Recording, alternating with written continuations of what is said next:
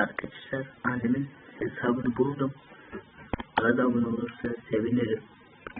Şimdi gösteriyorum size. Bu. Şimdi değiştirdik biz kullanıcı ismini. Bu arkadaşlar annemin hesabı. Buna da abone olursanız güzel olur. Bana da abone olun. Anneme de ikimizde de bir abone sayısına ulaşalım. Ve kontrol ediyorum. Yorum falan var mı? Yok. Klasik.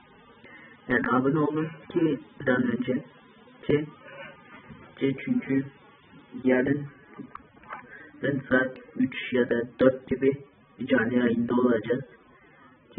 Onun için abone olun ki canlı yayınlara ben de annem de başlayalım.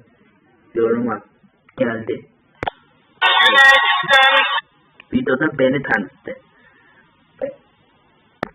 Buraya bastığınızda bu video önünüze geldiyse kanalıma da abone olursunuz.